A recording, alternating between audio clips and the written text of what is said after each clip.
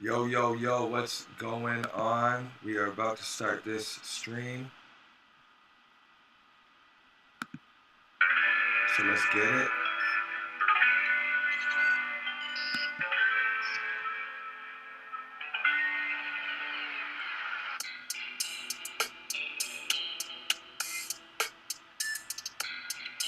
Jump on in, jump on in. Yeah.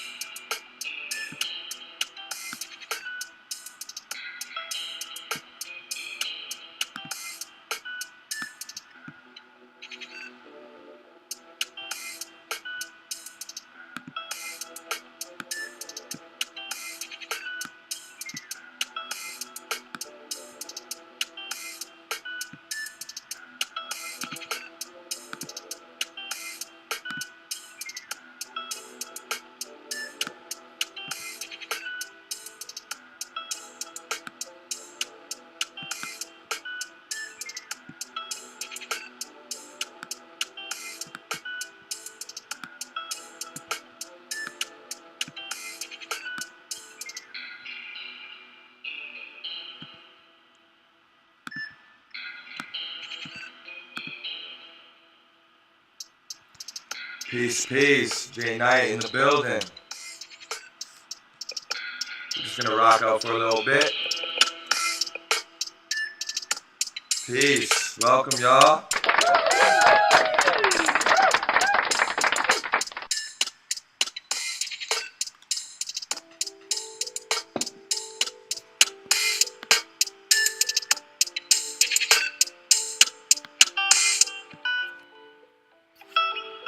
If y'all don't know Soundtrap, you gotta get on it, y'all. If you're a producer, just for fun, get on it.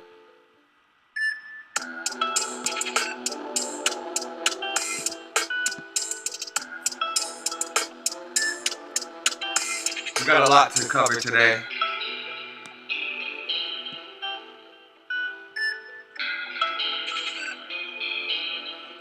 Hit that like and share button. Give me a 1 if you can hear everything good. You can hear the music. You can hear me fine.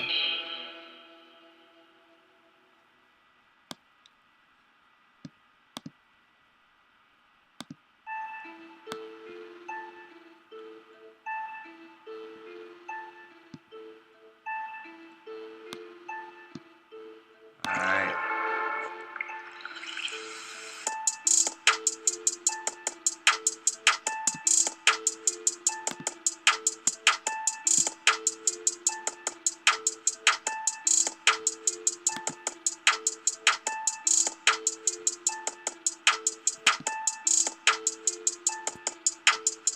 Climb on in, y'all. Jump on in. We're about to get it going.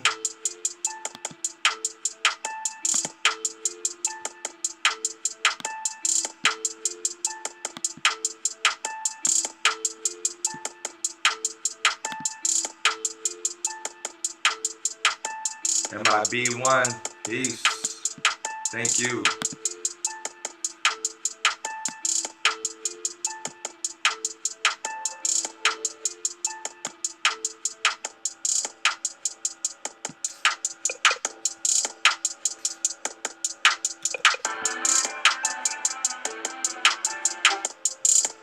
Alright, y'all.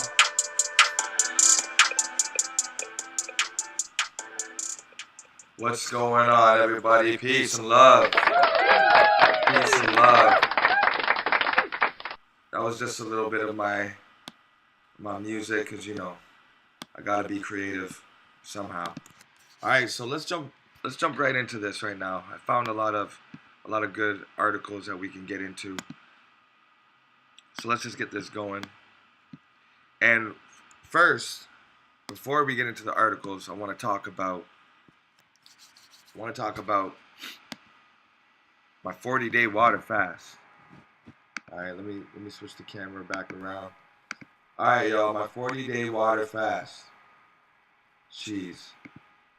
So, I'm going to be honest in saying that it wasn't I didn't get to 40 days. When I'm getting inspired by all of these documentaries and all these things about 30-day fast, 20-day, 40-day water fasting. Nothing really beyond that. I think the longest fast on world record was like 300 something days. Like this guy was like 200 or 300 pounds. Peace, y'all. And he fasted for like a year. He broke his fast with toast and butter, coffee, and a cigarette.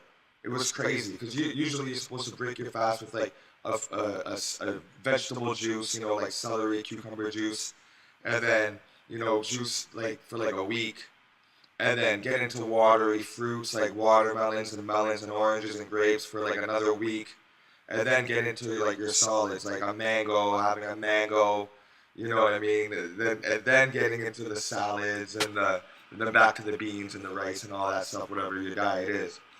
This guy jumped right into the toast. I couldn't believe it. Go look it up. It's crazy. Now, what are the benefits of water fasting? The benefits of water fasting is that your body can... The thing about your body is that it takes so much energy for your body to break down food. I mean, it's hitting everything, yo. It's going down your esophagus. It's hitting your liver. It's hitting your stomach. It's affecting your pancreas and your gallbladder. It's affecting your small intestines, which is like many, many yards. It's affecting your colon, which is like 6 feet. It's you know what I mean? It's literally the most devastating thing for your body to do, especially if you're eating fried foods, processed foods, and everything like that. So when you stop eating, what happens? Your body, your blood cells get to focus on healing different parts of your body. And the amazing thing is about fasting is that your body knows exactly what to heal and when to heal it. So it's never going to heal something out of order, and it's always going to attack the most dangerous things first. So you got that visceral fat, that plaque around your liver or around your heart or in your arteries. It's going to start breaking that down first. And then it's going to get to this, like the outer fats and stuff like that. So it's very, I mean, I'll get into what happened with me. What happened with me is, first of all, you're not supposed to be doing any kind of work, exercise, or like just going to your job or anything like that. No yard work, nothing like that while you're doing a 40-day fast, because you need to preserve your energy. In fact, you're probably going to sleep like 12 hours a day, and have frequent naps and water breaks, right? But I couldn't do that because I have a business to run. So my girlfriend, she was like, yo, I really want to fast. I really want to do a 40-day fast. And because she has things that she wants to heal on her own, right? And the doctors are saying this and that. She doesn't want to listen to the doctors. She doesn't want to do all that. So she goes to the 40-day water fast. And you know what? We thought we could make it. We still had responsibilities to do. And I thought, hey, you know what? I'm just juicing. The rest of the time I'm doing like computer administrative stuff. So why don't I try this fast? I did it with her. I lasted a week. And I was like, yo, tomorrow's Monday. It's a big day of juicing. Carrying heavy boxes of pineapples and watermelons and boxes of apples that are like, that weigh like 50 pounds. 50-pound bags of carrots. And it may not seem like a lot, but when you don't have any sustenance going in you to like stimulate you, it is a lot. And I said, you know what, I can't, I was like walking all sluggish, like all slow, and I was like, yo, I can't do this. The business is not going to survive. We got to make the money. I got to put bread on the, bread on the table. You know what I'm saying? It's an echo, okay? I'll turn that down. Let me know how that sounds. So I'm saying to myself, yo, if I can't have the energy to go on with like life, with providing for my family, with making this business grow, how am I going to do this? You know what I'm saying? So I had to stop with the fasting, and I had to start. I had to start getting to work. You know what I mean? So I stopped the fast, and I thought that I wouldn't have any benefits, but I actually did. I did get a lot of benefits, and I didn't realize it until after. So the benefits that I found in 1 week of water only is that I must have had some sort of a worm in me. Some sort of a tapeworm or ringworm or something from my meat eating days. Because I say this because after I fasted for a week, I started gaining weight when I started eating again. Like I would eat. I went back to my whole food plant-based diet, right? So I was having like all fruits throughout the day, and then at in the evening I would make a sweet potato soup with like sweet potato, red onion, pimento, thyme, pepper, a little bit of pink salt, not a lot, just like literally a couple sprinkles, pumpkin, and I would bring it to like a boil, mash it up, and then I would eat that. And I did that for a few days. Had the broccoli, had the sweet potato, like the Jamaican sweet potato, like the yellow with the purple on the outside, blah blah blah blah blah, right? And I was like looking at my wrist, and I was like, yo, my wrist is thicker than it's ever been. And I hadn't been working out for like a week. So I'm like, yo, I'm looking at my calves and I was on the toilet one day, you know what I'm saying? And I'm looking at my legs, just like casually looking at my leg, like I'm like, oh snap, like my leg looks thicker. You know how you can tell on your own body when you're gaining like an inch or whatever. I'm like, yo, what's going on here? I'm like, this is crazy. I still got the echo. Let me know if I still got the echo. So I'm looking at my calves. I'm looking at my feet. Usually I can see all the tendons in my feet when I flex my feet like that. I can see all the tendons. And I couldn't see it anymore. I'm like, oh, like snap. Like, am I inflamed? Is something happening? But my lower back, I had been dealing with lower back pain from just driving around everywhere and lifting things probably improperly, working out, whatever, probably a bad mattress, you know what I'm saying? And my lower back pain went away.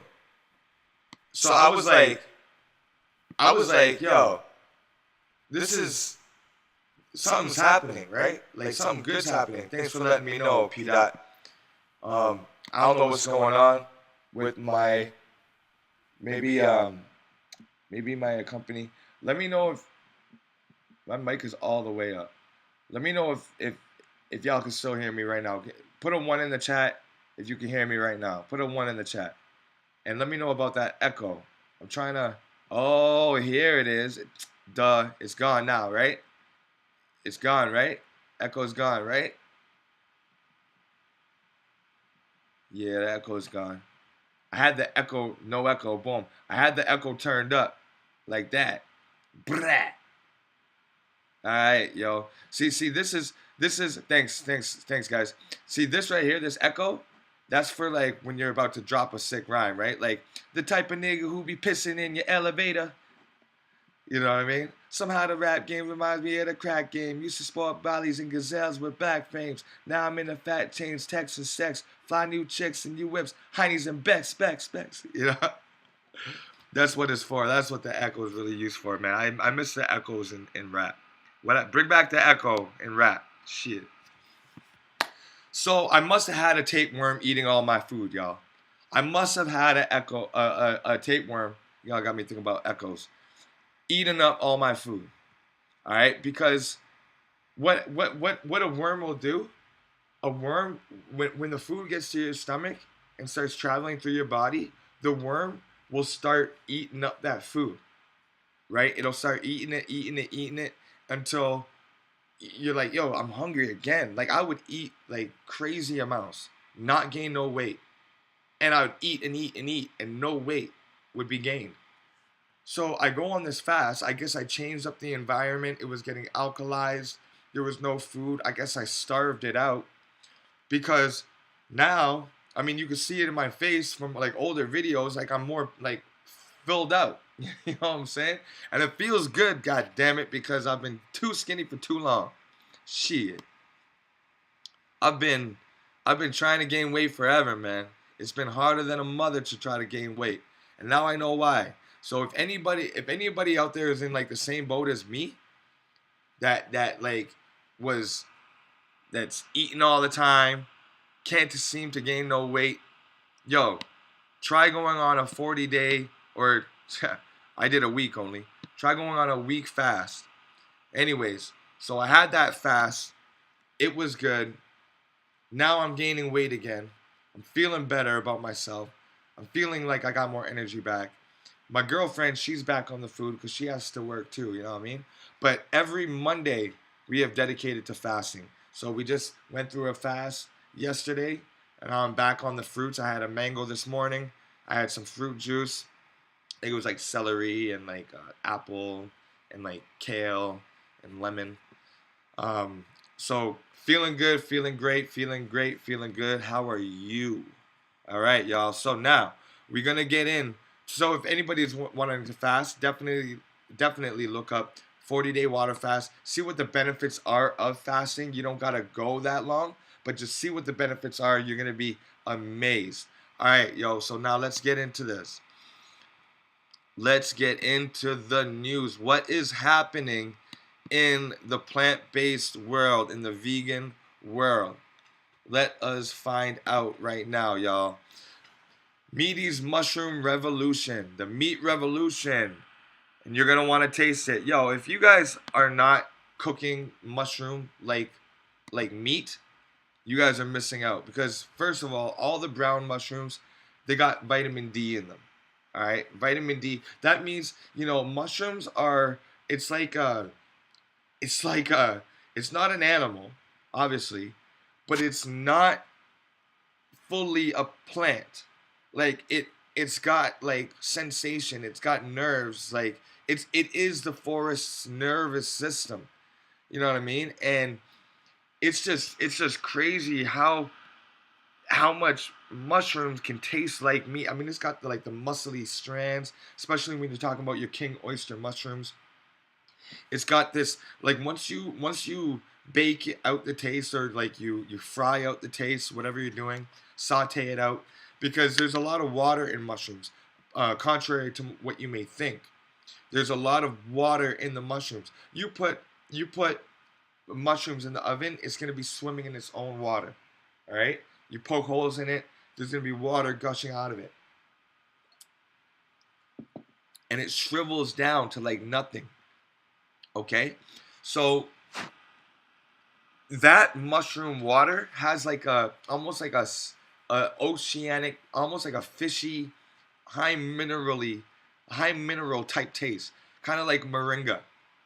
If you don't know moringa, get on the moringa.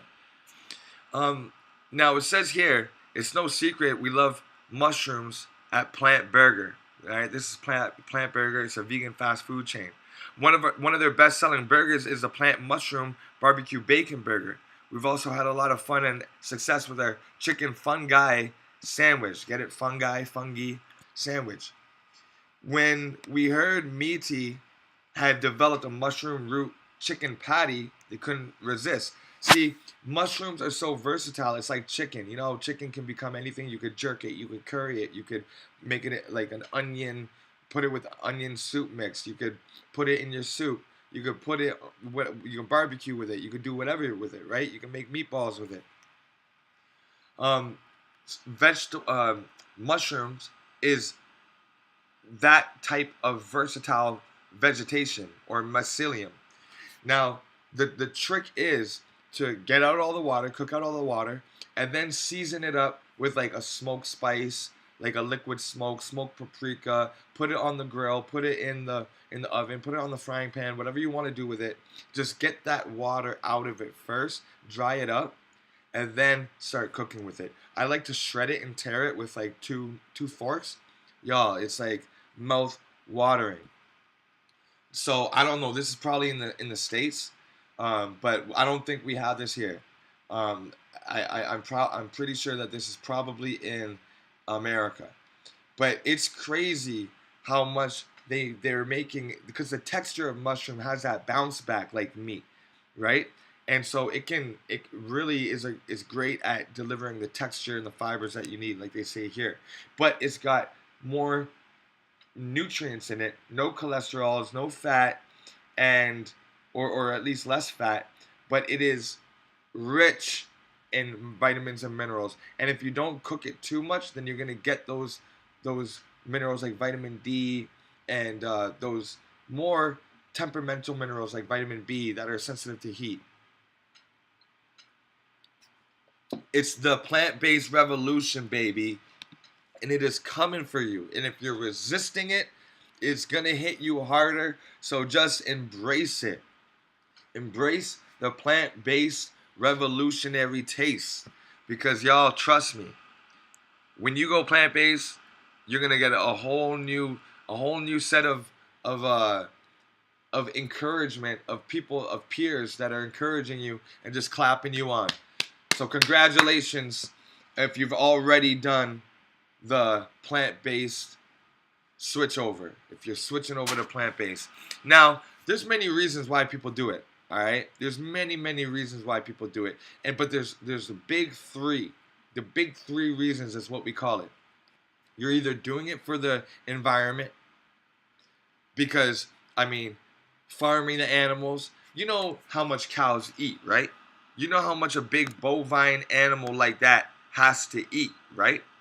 So, in order for a cow to grow into a cow, do you know how much land it needs dedicated to itself? A cow can graze an acre in a month. Yo, you couldn't eat an acre's worth of food if you tried in a month. With all the things that the potatoes, the mushrooms, the grains, the peas, the lettuces, the kales. There's no way, the beets. No way you can eat an acre's worth of food in a month.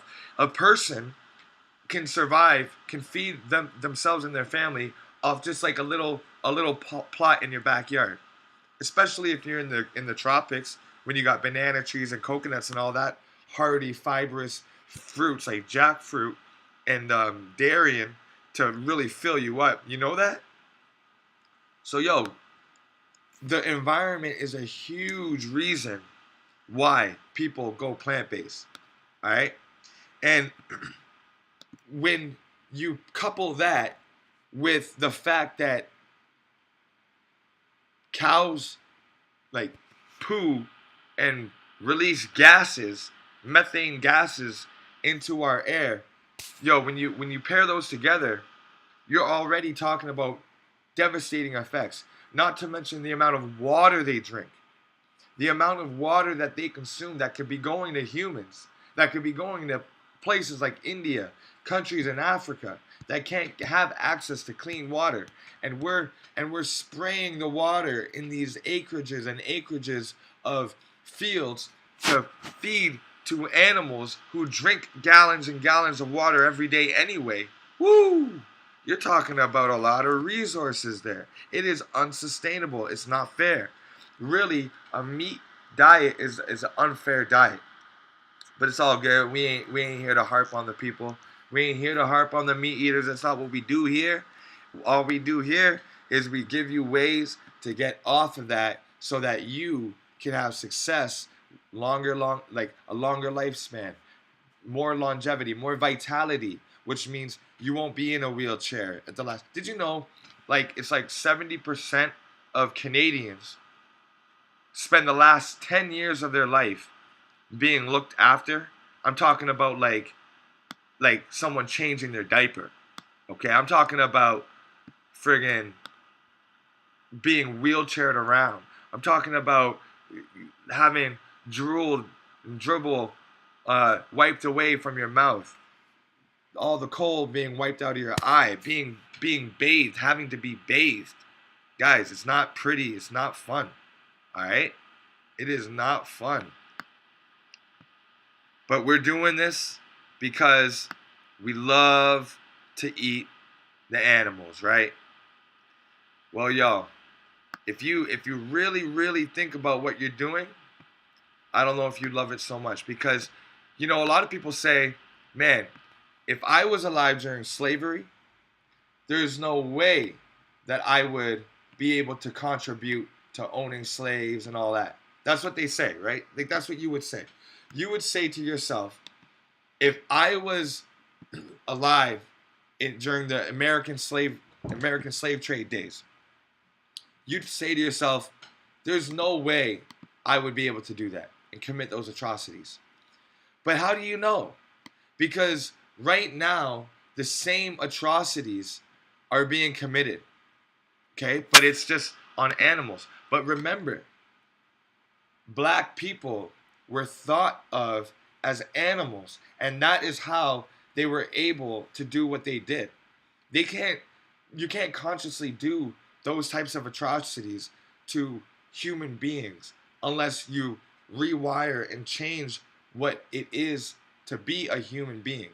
So if you say the human beings are fair-skinned, European, and the animals, the savages, the people that don't have any shoes, that don't have any fresh water, these are savages. These are animals. We have zoos where we put black people in to go see the black people. If you liken the slave to an animal, then it's much easier to commit atrocities to said slave.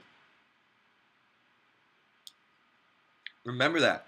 Because right now, remember, all is one. We are all equally living off the land. The land puts forth.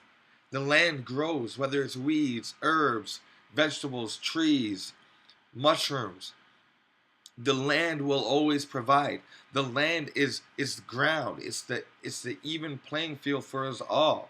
Okay? You can have the red team versus a blue team, but they're both playing on the soccer field made of grass.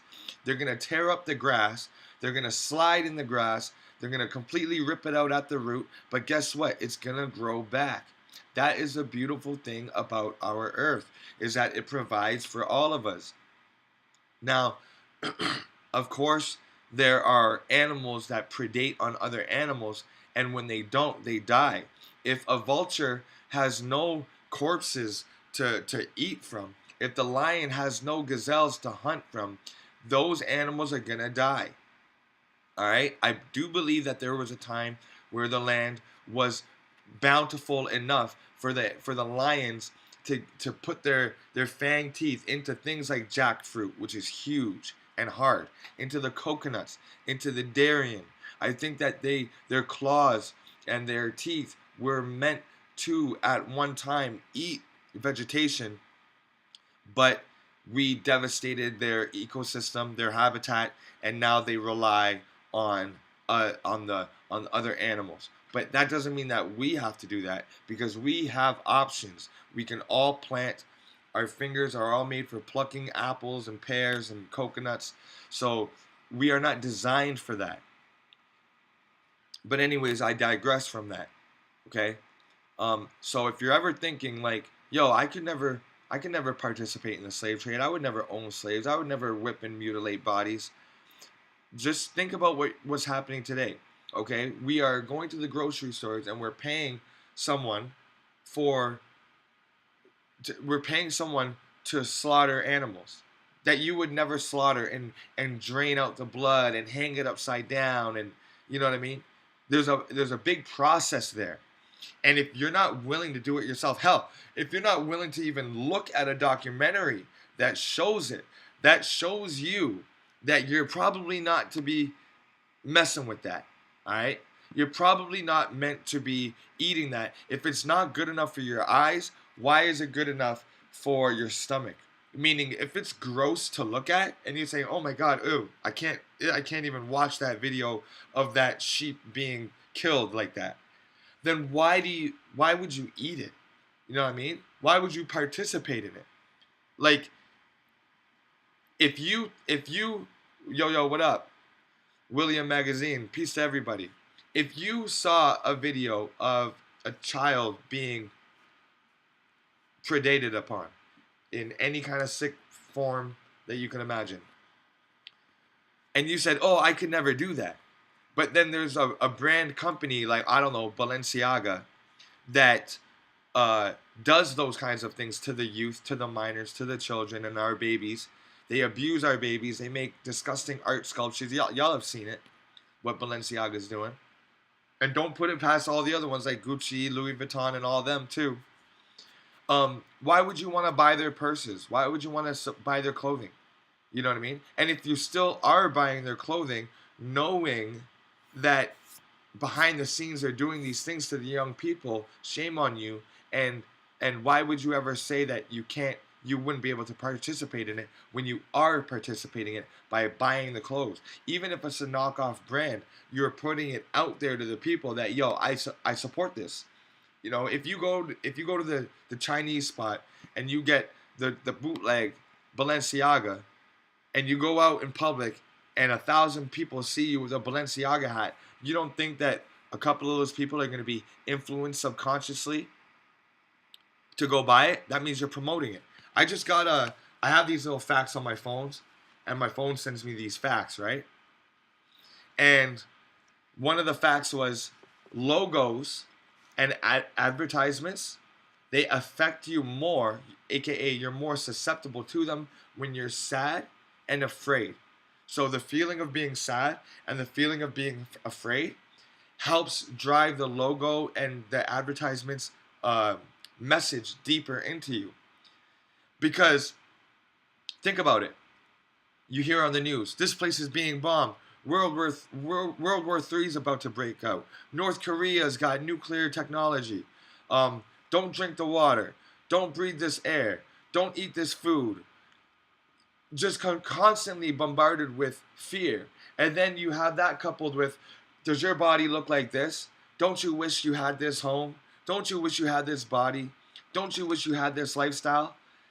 Look at Instagram. Don't you wish that you were here right now?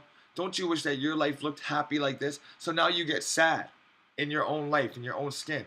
So you're fearful and you're sad. And then coupled with that is McDonald's, Burger King, Balenciaga, Nike, all of these brand ads that are just affecting you because you're sad and you're afraid. Well, we're sad and we're afraid. Maybe not you, but there's a lot of people out there that are sad and afraid. And it is sinking into our children's subconscious minds, into our adults, into our elders' subconscious mind. And you think why we can't grow. You wonder why we can't grow, because you can't grow in a fear state. Okay, now we'll wrap that up and get into the second reason why people go plant-based. The second reason why people go plant-based is because the welfare of the animal itself. We think of animals, you start to grow compassion, right? Once you go vegetarian, you start feeling like, oh shit, like damn, like I don't know if I could go hunting with y'all this weekend. I just ran over a skunk. I'm about to tear up. I just saw this dog die on the news, and I'm feeling some sort of way in myself, and I don't know what's going on.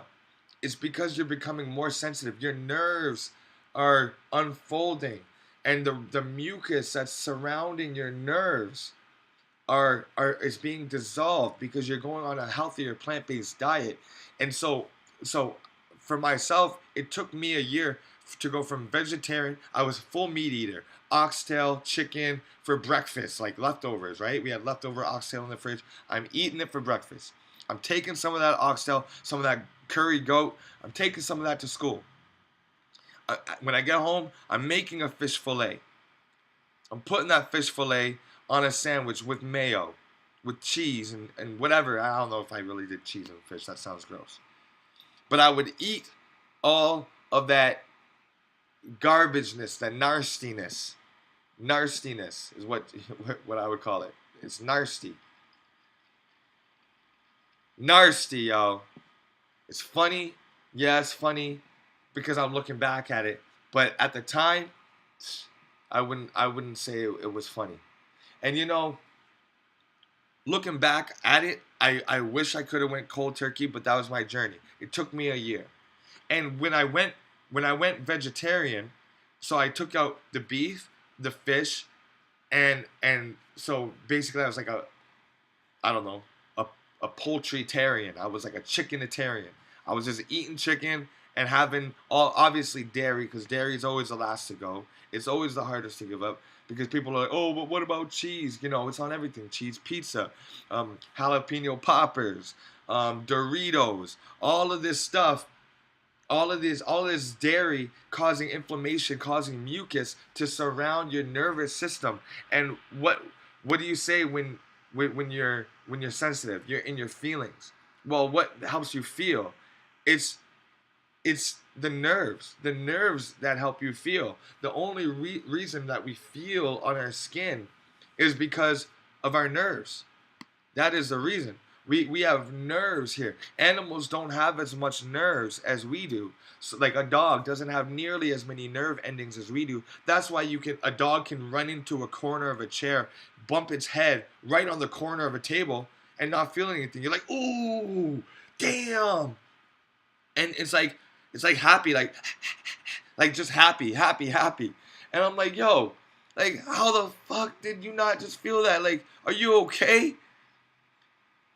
Like, damn, son, you just ran into the wall. You were chasing a ball, you just ran into the wall, and then you come back to me with your tail wagging. I'm like, oh snap, damn. I would have been rolling on the ground, crying my eyes out.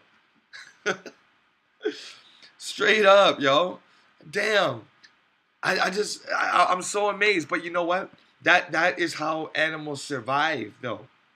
Right? That's how they're running through the forest, and they're getting these thorns whipping them at their ankles, and they're misstepping, and they're twisting their ankles up, and crawling through these branches and stuff, and it's dragging against their fur, and we're like, ooh, ow, snap, ow, there's a twig, oh, a twig's in my hair, ow, damn, a twig's in my hair. You know what I mean? And you're watching the dog do it, or the deer do it. It's just prancing through the forest. The wolf is just running through the forest. Things is whipping in its face. It doesn't even care. It's because it's got less nerve endings. Plus, it's got like a coat of fur on it, so it doesn't really feel like we feel. That's why you can like whip a horse in a horse race, and it's gonna go faster. But it's not like ow, ow. You know what I'm saying? So we got so many nerve endings, and when those nerve endings are being wrapped in mucus, then we stop feeling, and not only do we stop feeling physically, we stop feeling emotionally, y'all. We stop giving a fuck. We go on the World Star Hip Hop. We see a nigga get shot in broad daylight. We see women get slapped out. And we're just like, oh snap, yo, I gotta share this video. Instead of saying like, damn, like what did I just watch? I just watched someone die, like in front of my eyes on screen. And you see a bunch of people around with their phones out. I'm like, damn, like how did we become so unfeeling? Bombs are being dropped on children around the world, and we're like okay with it. So it's not just like a physical feeling, it's an emotional feeling. And once you get the meat and the dairy out of your diet, the mucus it's like a wire. See this wire here? This wire's got this coating on it. And if you strip this wire, you're gonna see the copper coils inside and everything like that. And you can feel a little electrical charge, a little electrical sensation. And this coating, it protects the wire from being damaged, from feeling anything of the outs, from being exposed to the elements.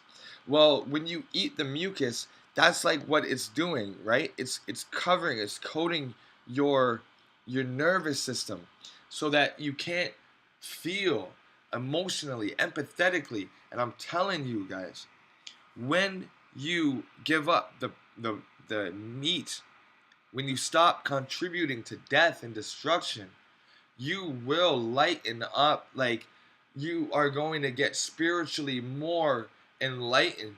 I mean, when you are traveling in a light body, because your body's made of light, but when you're full of mucus, you're dampening, you're darkening your body. Light gets through, photons it actually penetrates through your skin. You know, you can like hold up your hand or like the inside of like your cheek to the light, and you can put a light inside your cheek like the doctors would do, and you can see it glow, like a glow in your mouth. That means that you are transparent. And the more transparent you make yourself, the more of the light body you are living. Hallelujah. Hallelujah. The more the light that penetrates inside of you, the more you will be able to see the light. Come on. I ain't a preacher, guys. I'm not a preacher. I'm not a preacher. I wouldn't be a good preacher. I don't think anyway. But you will be living in your light body. Your aura that has a body. Remember, your body doesn't have a soul. Your body doesn't have a soul, y'all. I just saw someone post the other day a beautiful Ugandan woman. She's like a queen, yo. She's beautiful. I wonder if I can get you guys to subscribe to her, because she is just, oh yeah, oh there she is. Angela Summer Namabiru. Let me hold it up to the screen. Angela Summer Namubiru. Okay, she's got 675,000 subscribers already. Let's get her to 1 million, y'all. She's from Uganda. She lives in the bushes. She's absolutely stunning. She's a queen. And she wrote how like her body is a vessel for her soul. Nah, sis, it's the complete opposite. Your soul is a vessel for your body, because remember, your body's gonna die. All right, your body's gonna expire. It's gonna rust, and it's gonna expire. Okay, our blood is constantly oxidizing, and we are gonna die of a rusting. It's like a biological rusting that's happening. Okay, iron is our prime energy source, and iron rusts when it's exposed to darkness and dampness. We are supposed to be full of air. Now, of course, there's moisture in the air. We're supposed to be breatharians, and we're supposed to be getting not iron but gold. Okay, I believe that we're supposed to be getting gold. There's gold. We're supposed to be getting gold. There is gold in your food. There's trace amounts of gold. But what did they do with the gold rush? Why do they hoard all the gold out of the ground? So that the ground has less gold to transmit into the plants. Why do you think that they started like back in the days of like ancient Egypt and everything, when everything was getting, metropolized, like a metropolis, and everybody started traveling far and wide to go to Egypt, to go to places like Greece, to go to places like Mecca, to go, now it's America. It used to be Rome, it used to be London, now it's America. I used to also think that I think that also it used to be Australia at one time, because if you look at the buildings in Australia, they're hella old. There's like churches and shit that should not be there.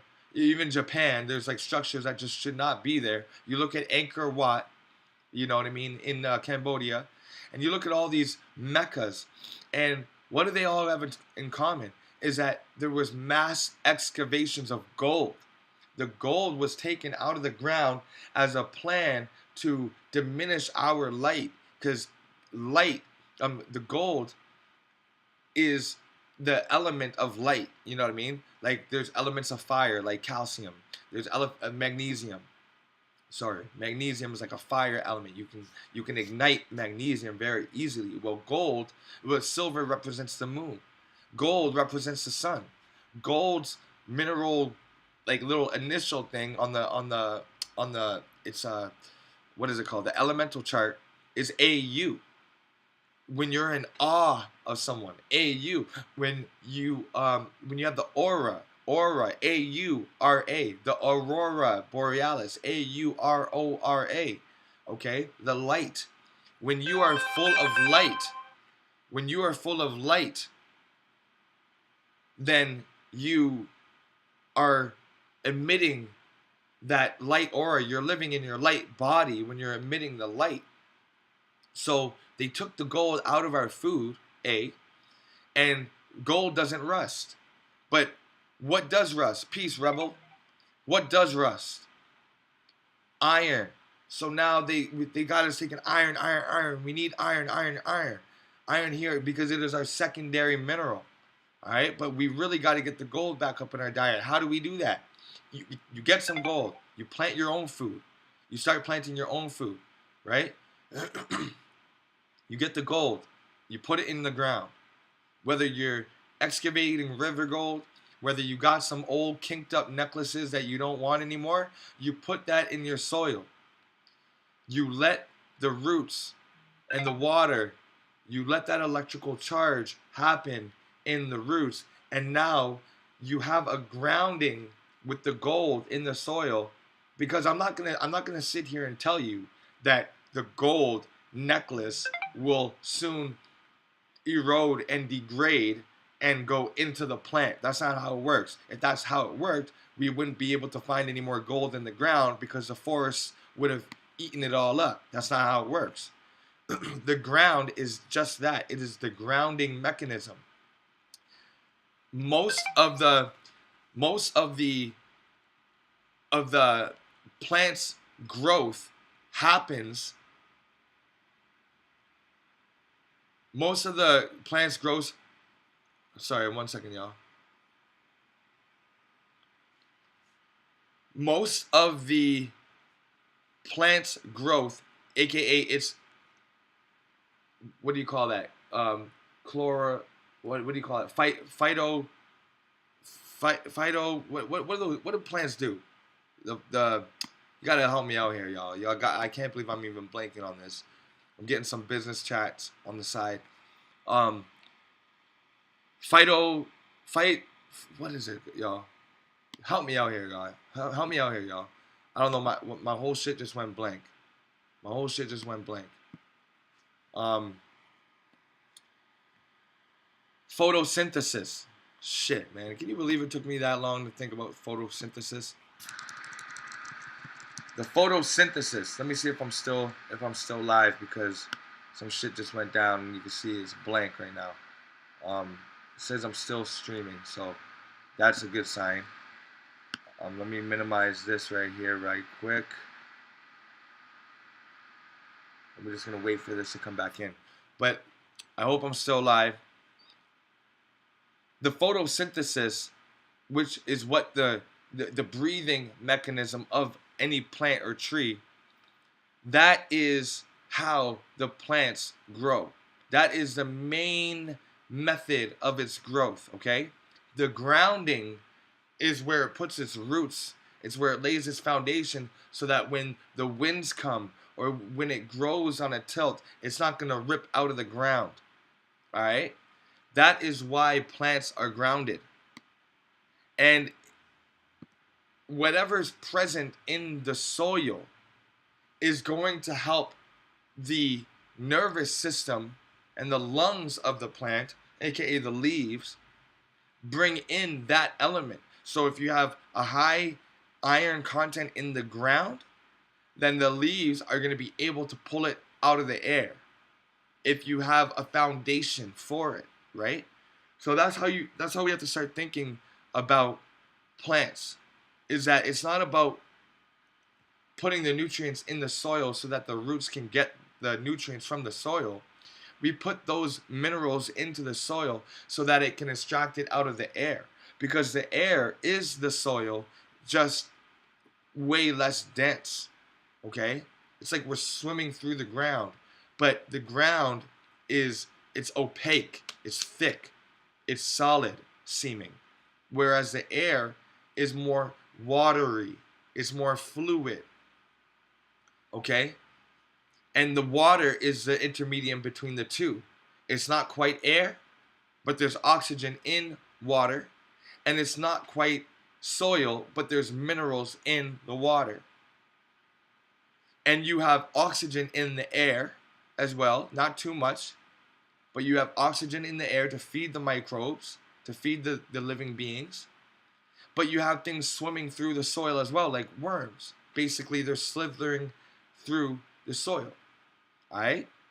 So, with that being said, we can now kind of visually see why the soil is so important to have the minerals in it. So get a gold necklace, a gold ring, whatever you got that's gold. Put it in your soil. Go buy some gold flakes. Put it in your soil, and that's how your plants will actually be able to yield more of a gold content so that you can eat the gold. And when you're on that plant-based diet and you're eating those minerals and you're getting out the mucus, then the light can shine through you and penetrate through you easier. And you're going to be allowing light into your colon. And worms and parasites hate light, y'all. Bacteria hates sunlight. So they're trying to make us opaque. They're trying to make us dark entities. They're trying to make us dark, non-light emitting beings. But we have to return to the light. And by doing so, we're going to be feeling more empathetic towards everything. All right? Everything will become much clearer to us. How am I doing? Like I said, y'all, I can't see the chat. I can't see the stream. But hopefully it's going well. I've minimized a bunch of windows. I definitely need to clear off some of my desktop because I just got way too much stuff. Actually, I'm thinking about buying a whole new laptop altogether so that these streams can go better. But I hope I'm still here with y'all, rocking with y'all, because this is just annoying. Now, the third reason why people go plant-based is for their health. And that's usually the first reason, because we are so selfish. But as anything to get us on board, right? So the first reason that I went plant-based was for me. I wanted myself to be healthier. I was thinking about all of the benefits about going plant-based. And then I started feeling more to my next of kin, the animals. And then it expanded into the environment. And I'm not saying that we live on a globe and that we're all like trapped in this like atmosphere, because I don't believe in an atmosphere with a vacuum outside of it sucking everything away except our atmosphere. So with that being said, when I say environment, I mean polluting the waters. I mean, that's just, you don't have to be a flat earther or a globe earther to know that, you know, polluting the water is devastating for the ocean and aquatic life and all that. So, you know, you don't got to be a genius to know that. Secondly, the air. I mean, just all of the fuels, the fumes, the gases going into the air. That is just, it's just ridiculous. You know what I mean? We got to clean up the air. I'm in the city. I'm walking around the city and I'm smelling cigarettes. I'm smelling the gas, the fuel, the diesel. I'm smelling the pork and the steak and the chicken just fouling up the air, y'all.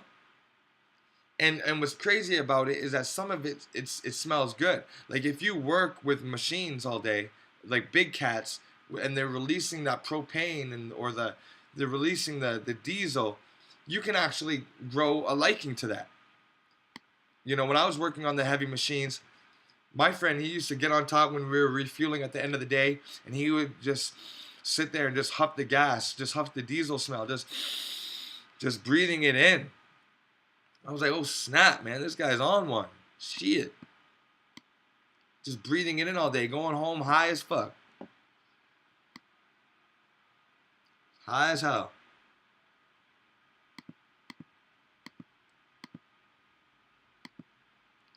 So, those are the three big reasons why people go plant-based. For the animals, for the environment, or for themselves. Usually it starts with yourself, and then you're doing something for the animals, and then you're doing something for the environment. It gets from yourself to the animals to the environment, bigger and bigger and bigger. All right, and that is the awareness. That is the ripple effects of awareness. And then after that, we're gonna be thinking about consciousness. Like our what about our consciousness?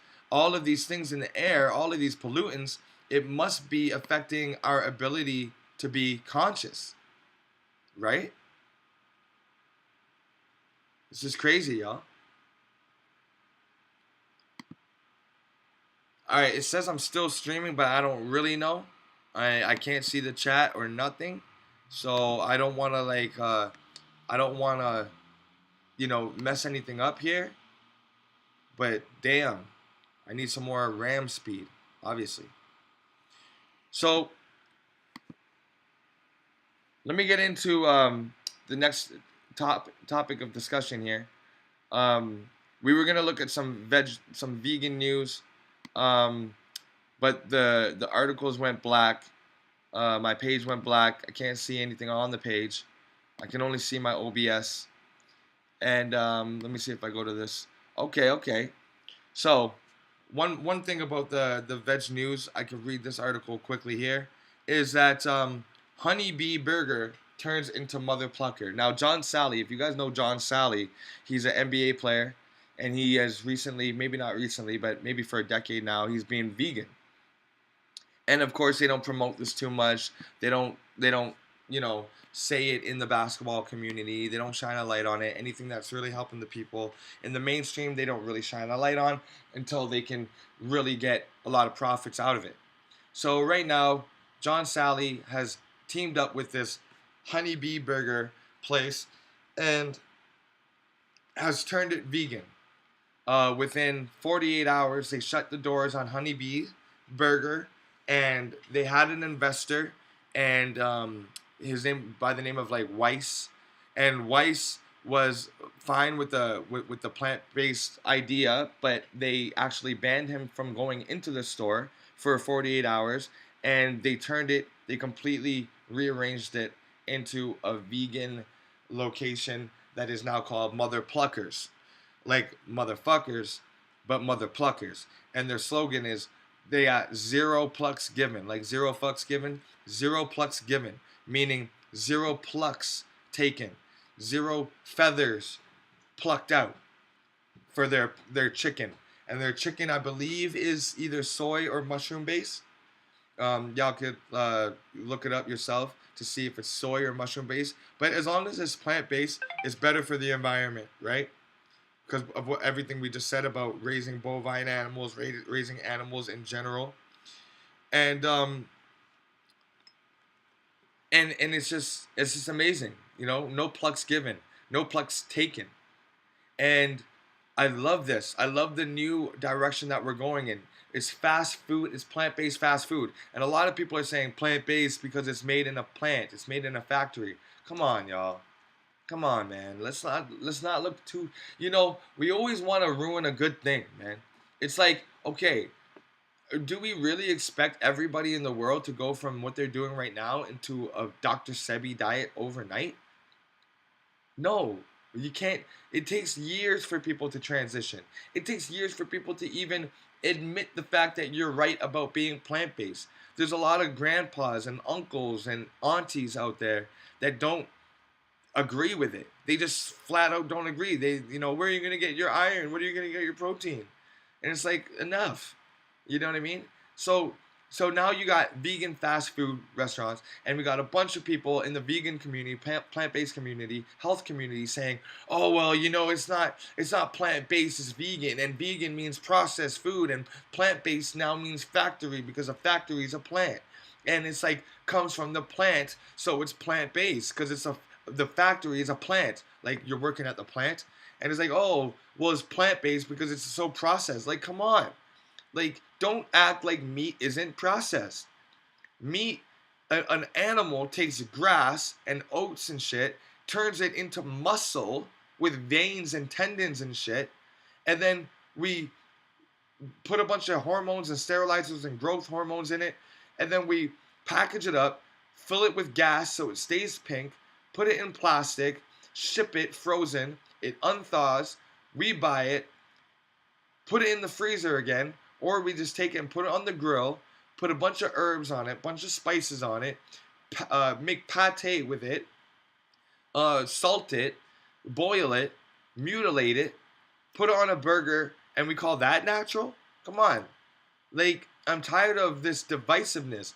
Plant-based, vegan, same shit. It's fucking vegan shit. And I'm loving where this is going. I'm loving the fact that there is fast food restaurants not serving any animals. Because guess what? Fast food is bad for you on the whole. All fast food places are bad for you. Okay? Nobody's perfect, and nobody's arguing that point that fast food is bad for you. It is fried. It's got a bunch of polysaccharides, trans fats. It is no good.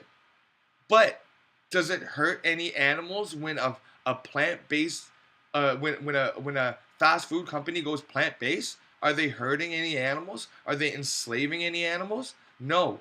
They are liberating and freeing animals from what would have been 1 million chickens a year out of one location is now 0.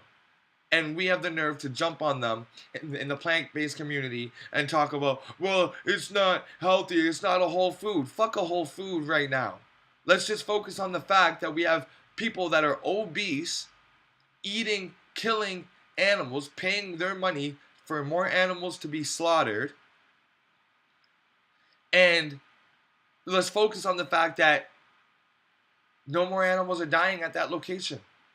So yeah, I'm down with the vegan fast food. Alright? Is it the best diet for you? Would Dr. Sebi approve? No, he would not. Would Yaki Hickman, would he approve? No, he would not. But guess what, y'all? You got a lot of people stuck in their ways, and it's going to take them maybe 10 years to transition. But at least the seed has been planted. At least when they go to a fast food chain and they say, yeah, give me the chicken burger. And they say, actually, we've changed our chicken over to mushroom and soy chicken. I hope that's not a problem with you. And then they say, sure, all right, I'll try it. Fuck it, I'll try it. And then they try it and they say, holy shit, that's good. That tastes just like chicken. Yeah, give me another order. Okay, I'll give you another order of mushrooms and beans. Like, let's take it a step at a time. People are so quick to jump down these companies' throats and people's throats and being like, no, well, you got to be on a whole food plant-based diet. Yeah, if you want to be a health guru, if you want to like rise up out of your body while you're meditating and completely transmute into the essence of a tree and then be a cloud and a bird in the sky and then come back into your body. Okay, yeah, I get it. Fast food's bad for that. It's not going to let you achieve that state of nirvana, that state of consciousness. Okay, I get that. But something has to be said for the company that's choosing not to slaughter animals anymore. Not letting thousands of gallons per week of blood drain into the ground from the meat processing plants. The meat packagers are going out of business, y'all, because everybody's going plant-based, and dairy companies are having to shut down. Meat companies are having to shut down. Y'all, it's amazing. So let's end it here on that positive note, the positive note, and let me get to the chat. All right, I'm still on. That was good, yo. That was scary. Now I'm seeing the chat again. The OBS. I'll bring back up my OBS here, and I'll put the live chat aside. The live chat should be there. Okay. Now, thought the soil isn't good for you. Yeah, the soil is not good to ingest in you because there's a lot of microbes that could turn into serious worms inside of you. But for example, if you get a mushroom and there's little bits of soil on it and you brush it off and you get some of that soil into you, it's not a big deal. If you're playing in the dirt and some of the sand and the soil gets into you, it's not a big deal. You know, that's how we raise our immune system, by creating little antibodies from a foreign object. A foreign object gets into us, and we raise our antibodies, and it, you know, either kills it or it converts it into pro-bacteria. So the bacteria has a choice. It's like, yo, you're gonna get down or lay down, like say property. You're gonna get down or you're gonna lay down. Okay, you're gonna get down with us and what we're doing here in the gut, or we're gonna have to kill you. We're gonna have to gang bang and team up on you, and we're gonna have to eliminate you right now because you are op and you are affecting the whole ecosystem here. So it's either you get down or you lay down with us, right?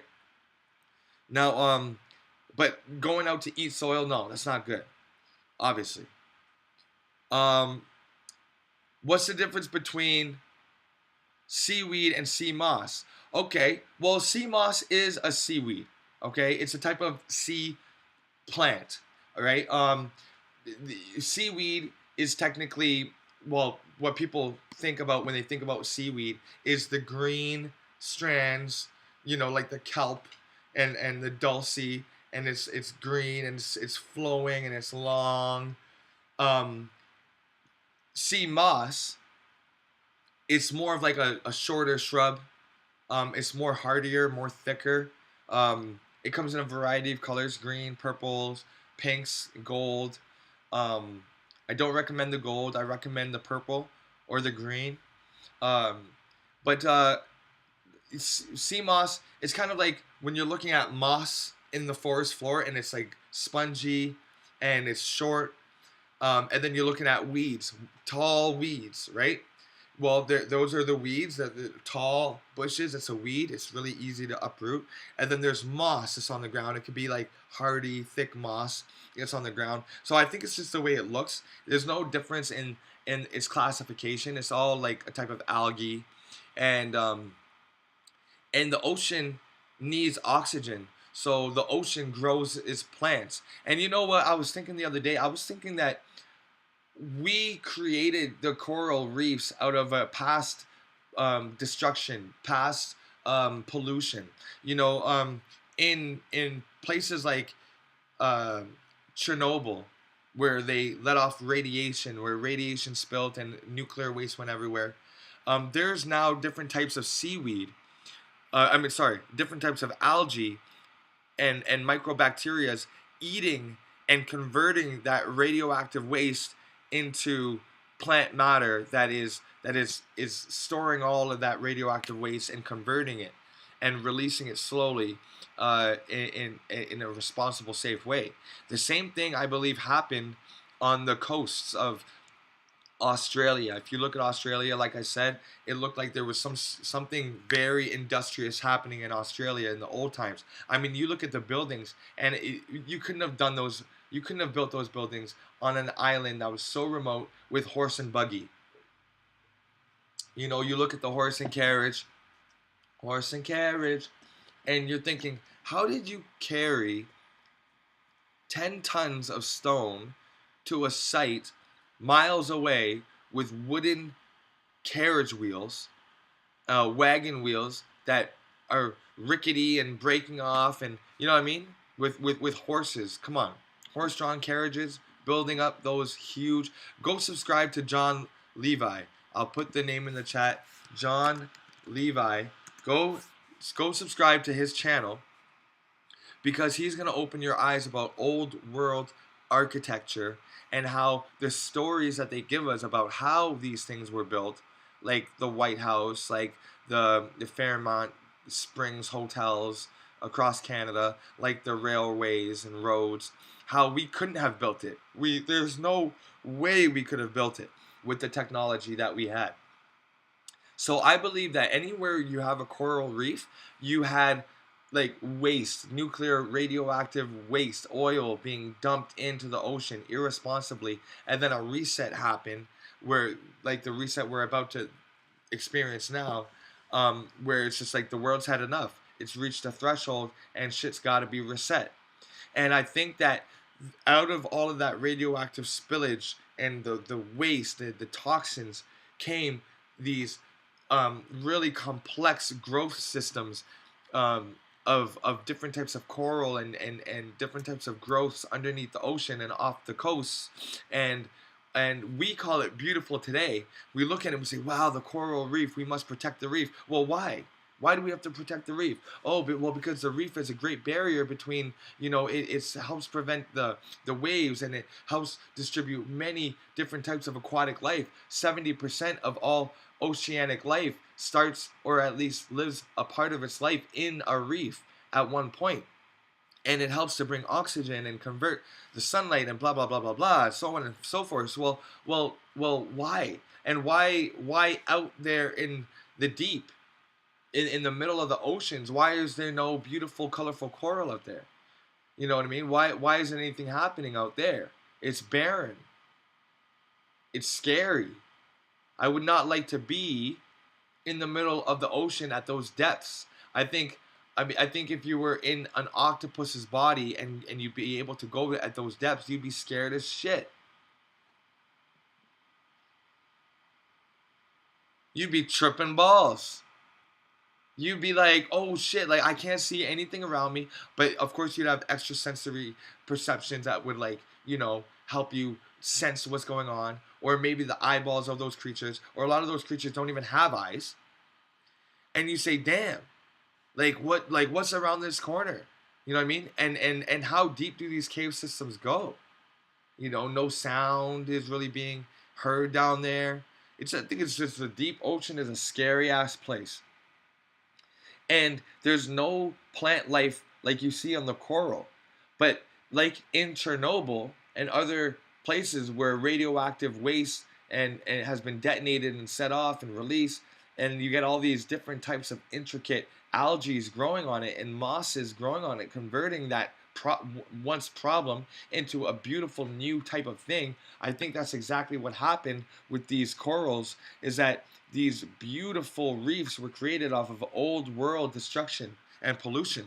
And we call it beautiful today because we're seeing it in its like mature stages. But back then, it must have looked just like a heap of trash with oil and radioactive waste spilling into the ocean.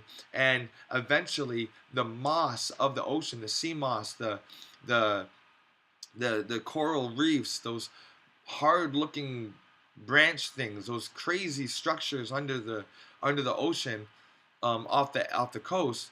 I think that was created out of a prior destruction of pollution. That's just my theory, but I was looking at a documentary the other day and I was seeing it and I was like, damn, like this is crazy. How did that get here, right? So that's just a little bit of my theory. So with that being said, there is some more discussion, of course, every day happening with the global warming. Of course, everybody's talking about global warming. Every show is tying some sort of problem into global warming. And I think that is a way to make us feel bad and afraid and scared and guilty about something that we're not doing. We don't have the plants, the power plants. We're not making cars. We're not in charge of 1,000 cows. These are industrial subsidized, government subsidized companies and corporations that are doing this. You and me, we're the innocent civilians just participating in it, keeping it alive through our dollar participation. That's right. And what we got to do is we got to get off of that. We got to stop. We got to stop supporting these companies and start supporting these plant-based companies, because when they see the dollars rise in the demand for plant-based stuff, guess what their focus is going to be on? Producing more plants. And guess what? We have enough space to produce plants for everybody. It's just a large percent of it is going to huge ass cows that can only feed 20 people once it's dead. So we got a cow grazing on a plot of land that could feed 1,000 people, and instead that is all going to a huge cow that after you cut up can only feed 20 families. That is what we're dealing with, okay? So put your money into Put your money into these plant-based things, even if it's expensive, because guess what? The more people buy it, the less it will be. When I first started going plant-based, you couldn't afford anything, but you kept on buying it and you kept on seeing the prices come down dollar by dollar until it is affordable. And that's the beauty of it. Rebel, everybody, I just want to remind you, please, please donate to this. It's just, it takes a lot of work, a lot of my time. I'm really passionate, as you can hear. So when you can, if you can, however you can, donate to the channel, so that we can keep this going, so that I don't feel like it's a waste of time, or I could be doing something better to feed my family. I'm doing this for y'all so that we can just heal our world, heal our planet. Rebel says, so how true is the alkalinity level of baking soda? Baking soda is a base, I believe. I don't believe that there is alkalinity to baking soda. I believe it is 7 on the pH scale. So when you have something with an acidity of 3, it raises it to a neutral. So the pH level of baking soda it's above a base. It is alkaline. It is typically 8.3. It is. Thank you. I appreciate you all too for being here with me. I hope work is going okay for all of y'all.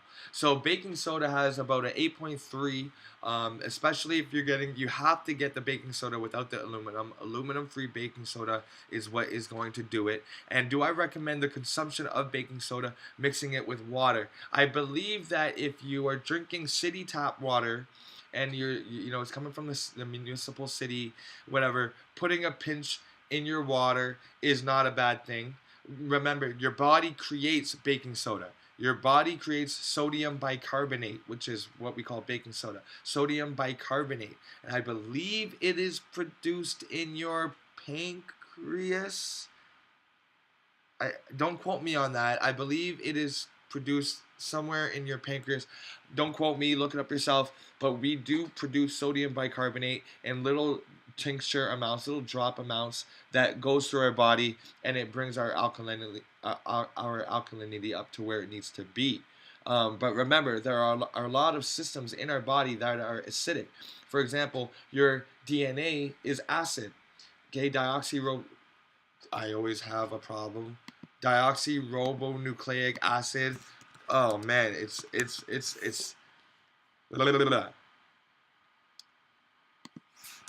deoxyribonucleic acid. Deoxyribonucleic acid. Your DNA is acidic. It is an acid. It is formed of amino acids. And the right formation of these acids help your body live out its functions so that they can stay alkalized. I know it's hard to understand. A mango is acidic. An orange has citric acid in it.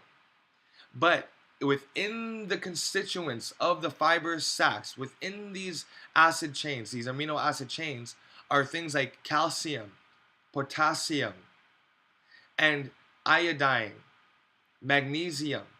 These are alkaline minerals, but they are not expressed. They are not broken free.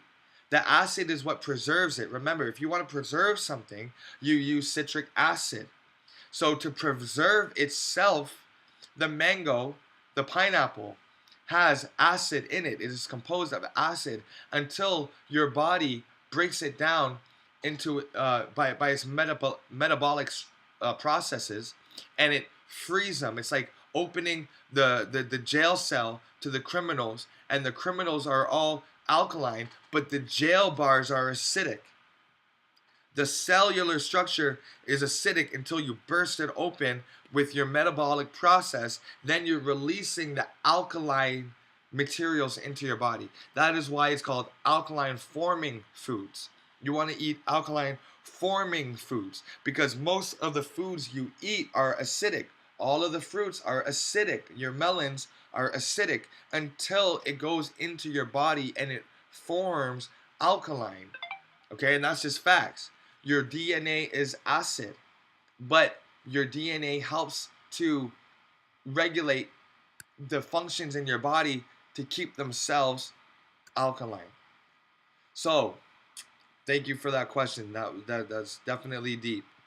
Um, Thank you so much, everybody. Today, I let this one go over the time. Usually, I want to be about an hour. I got this one in about an hour and a half because of my passion. So it's definitely passion coming through. My throat is going to be coarse after this. I don't usually talk this much. So, with that being said, y'all, I want you guys to have a great day. Whatever you're doing, go conquer the day. Nothing can beat you. Everything that you manifest is what you think about.